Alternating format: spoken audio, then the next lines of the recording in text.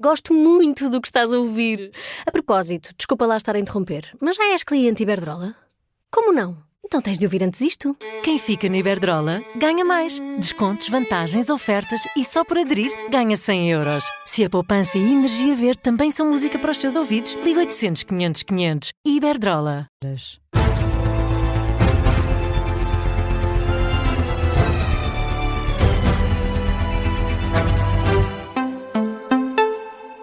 As notícias com Beatriz Félix. Boa noite. De hoje da manhã vamos às notícias na Rádio Observador e a começar com o debate presidencial desta noite. António José Seguro defende que há uma maior necessidade de transparência sobre o trabalho da Procuradoria-Geral da República. Já a Catarina Martins aponta fragilidades a Amadeu Guerra. O trabalho da PGR foi então um dos temas em destaque do frente a frente entre os dois candidatos à presidência da República. De um lado, António José Seguro, que recorda o caso da demissão de António Costa do cargo de primeiro-ministro devido a uma investigação da Procuradoria-Geral da República. O candidato apoiado pelo PS diz que são necessárias mais explicações por parte da PGR. Temos uma justiça fragilizada. Eu não queria focar no procurador, quero focar na justiça, porque a justiça tem que ser rápida, tem que se aplicar a todos. Não pode ficar a ideia de que há uma justiça para ricos e uma justiça para pobres, mas verdadeiramente ela, quando toma a iniciativa de fazer uma investigação, depois também tem que ser célere para dar respostas e para que haja uma paz entre aquilo que é a confiança que deve existir dos portugueses em relação às instituições de justiça. Entretanto, o mandato. Já a Catarina Martins apontou falhas na comunicação e nas ações do Procurador-Geral da República. A candidata apoiada pelo Bloco de Esquerda admite que esperava mais decoro por parte de Amadeu Guerra. Confesso que achava importante que o Procurador-Geral da República, e isso uma Presidente da República deve fazer imediatamente, comece a ter uma outra ação face ao que está a acontecer. E eu lembro que há afirmações que um Procurador-Geral da República não pode fazer. O Procurador-Geral da República não pode dizer que vai dar uma prenda de Natal a um Primeiro-Ministro, não pode culpar jornalistas por uma fuga de segredo de justiça, não pode perseguir os jornalistas por isso, enfim, e tem que dar explicações ao país. É a posição de Catarina Martins neste frente a frente com António José Seguro, na SIC, e um dos destaques neste debate foi precisamente a presença de Portugal na NATO. António José Seguro diz que vai ser leal à necessidade de garantir a segurança, caso seja eleito, e por isso defende Portugal na Aliança Atlântica. A NATO é uma aliança defensiva. E essa aliança hoje tornou-se mais evidente perante aquilo que é a invasão da Ucrânia por parte da Rússia. Nós temos uma guerra na Europa. E aquilo que eu defendo é que a Europa deve aumentar a sua autonomia estratégica em matéria de defesa e de segurança, mas não deve nunca sair da NATO e nem muito menos defendo a extinção da NATO, ao contrário do que defende a Catarina Martins. Catarina Martins, precisamente, insiste que Portugal não deve fazer parte desta organização e que quem manda na NATO é Donald Trump. Lembra também que o líder norte-americano tem tido posições contra os interesses europeus. Já debati com 4 homens que me garantiram que a NATO era a nossa segurança, esquecendo-se que quem manda na NATO é Donald Trump, que ameaçou a Dinamarca e Canadá, que apoia Putin contra a Ucrânia e que, enfim, na verdade manda nas tropas e portanto, é o perigo, é ele o perigo. Aliás, na sua estratégia de Segurança Nacional que publicou agora, diz claramente que é um perigo para a Europa e quer apoiar-se à extrema-direita. Portanto, eu diria, não vamos pôr a raposa no galinheiro. Vamos proteger, vamos ter segurança, vamos defender a paz. Catarina Martins e António José Seguro estiveram esta noite em debate na SIC. A candidata apoiada pelo Bloco de Esquerda acusou ainda António José Seguro de se ter aliado à direita quando era secretário-geral do PS. Seguro repostou, afirmou que em momentos de grande dificuldade fez o que era responsável e melhor para os portugueses. Foi este o debate desta noite. Este domingo vai haver novo duelo no frente a frente. João Coutinho Figueiredo e Luís Marcos Mendes, juntos às 9 da noite, para ouvir na TVI. E há mais uma baixa nos meios de socorro do INEM. O helicóptero de Lolé está inoperacional devido a uma avaria. O aparelho, que é operado pela Gulfmet, está parado desde a passada quinta-feira, então o que confirma a empresa à CNN Portugal. Segundo o INEM, trata-se de uma aeronave recente e, por isso, diz que o fabricante é o único responsável pela intervenção e reparação que venha a ser necessária.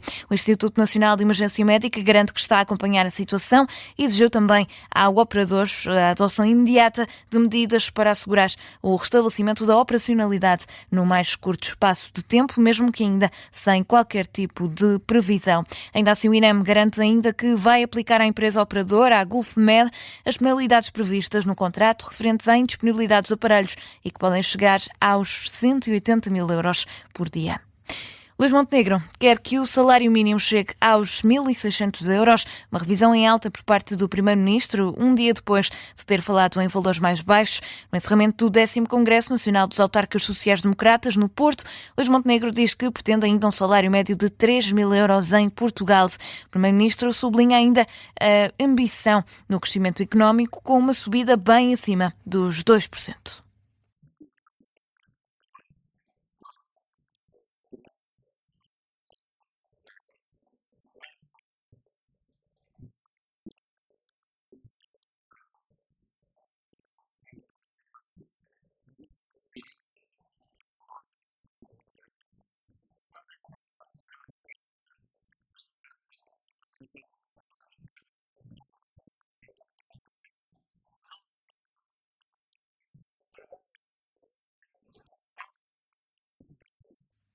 Foram declarações de Luís Montenegro a manifestar alguns desejos durante o discurso no fecho do Congresso Nacional dos Autarcas Sociais-Democratas. O secretário-geral do PS diz que as mudanças à lei laboral propostas pelo governo ofendem os jovens e as mulheres portuguesas. José Luís Carneiro vai ainda mais longe nas críticas ao Executivo, aponta falhas também para as populações mais vulneráveis. O secretário-geral do PS diz que o modelo de governo não é o correto para milhares de famílias em Portugal e daí a crítica de que é uma ofensa para quem trabalha. As medidas laborais apresentadas pelo governo, volto a repetir, contrariamente ao que disse o líder parlamentar, sem que tivesse estado no programa eleitoral nas últimas eleições legislativas, são medidas que ofendem os jovens trabalhadores, que ofendem as mulheres trabalhadoras, que ofendem as populações mais vulneráveis e que também ofendem as famílias. São as críticas de José Luís Carneiro à margem de uma reunião do Secretariado Nacional do PS. PS que insiste nas farpas ao pacote de alterações à lei laboral apresentado pelo Governo, pacote esse que tem estado em discussão, que levou também à convocação da greve geral de dia 11 de dezembro. Críticas também por parte do PCP. Paulo Raimundo acusa Luís Montenegro de gozar com quem trabalha. Durante um jantar com militantes em Braga, o líder comunista aponta ainda o descaramento e a hipocrisia de Montenegro relativamente à vontade de aumentar salários. Considera que falar no aumento do salário mínimo nacional para 1.500 ou 1.600 euros, a reboque da alteração da legislação, é uma afronta, um desrespeito e uma razão acrescida para o combate ao pacote laboral, um pacote que, diz Paulo Raimundo, vai generalizar a precariedade para todos os trabalhadores. E André Ventura diz que, se fosse o Chega a governar, não haveria greve geral na próxima semana. O presidente do partido assegura que um executivo liderado pelo Chega teria sido capaz de encontrar entendimentos. André Ventura acusou o governo de desrespeitar quem trabalha. Foi no entroncamento que o líder do Chega criticou ainda a proposta de lei do trabalho e diz que falta atenção às condições dos portugueses. É hora de começarmos a proteger quem trabalha. Eu vou-lhe dar um exemplo. A questão do trabalho por turnos, do trabalho extraordinário e dos despedimentos. Nós devemos ter uma lei do trabalho que promova o investimento, a modernização, mas não devemos ter uma lei do trabalho que tire direitos a quem trabalha por turnos. Pelo contrário, deve valorizar quem trabalha por turnos, deve valorizar quem trabalha de forma extraordinária, em trabalho extraordinário. E não devemos ter uma lei laboral que seja um bar aberto de despedimentos. Foram palavras de André Ventura no entroncamento em registros captados pela SIC Notícias. Ainda à margem da intervenção sobre questões laborais, o presidente do Chega apontou falhas na gestão das fronteiras e nos aeroportos. Seguimos com a atualidade internacional. O presidente da Turquia pediu a Nicolás Maduro que mantenha o diálogo com os Estados Unidos numa altura em que o presidente norte-americano dá sinais contraditórios sobre possíveis ataques à Venezuela. Erdogan destaca a importância de manter abertos os canais de diálogo entre os dois países.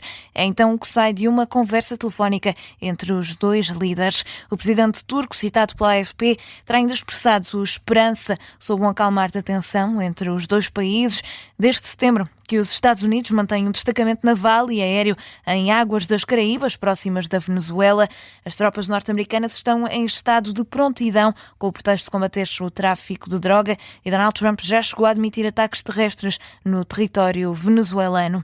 E face a essa situação, as Forças Armadas da Venezuela dizem estar prontas para defender o país contra possíveis agressões. É uma garantia dada pelo ministro venezuelano da Defesa, que diz que as Forças Armadas da Venezuela estão mais do que preparadas para defender o país de eventuais agressões de Washington, que acusa também de tentar provocar uma mudança forçada de regime.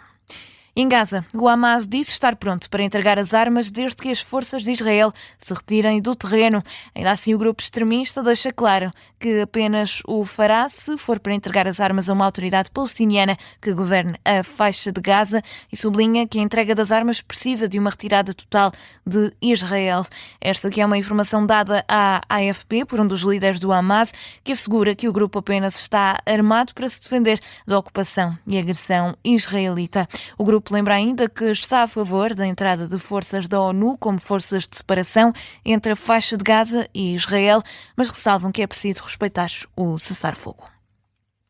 Ainda no desporto, Portugal já conhece o calendário de jogos que vai ter no Campeonato do Mundo do próximo ano. A seleção portuguesa vai jogar em Houston e Miami durante a fase de grupos. A caminhada de Portugal começa no dia 17 de junho, frente ao vencedor do play-off, que ainda não é conhecido. Esse é um jogo que está marcado para as 6 da tarde. Na segunda jornada do Grupo K, Portugal enfrenta o Uzbequistão, de novo em Houston, também às 6 da tarde, sempre horas de Lisboa. A seleção fecha depois a fase de grupos com a Colômbia, um jogo em Miami que vai arrancar quando for meia-noite. Lá está, horas de Portugal de Continental. O Campeonato do Mundo joga-se entre 11 de junho e 19 de julho de 2026. É o ponto final neste noticiário, edição das 2 da manhã. A informação fica por aqui, regressa daqui a pouco às 2h30 com a síntese de notícias.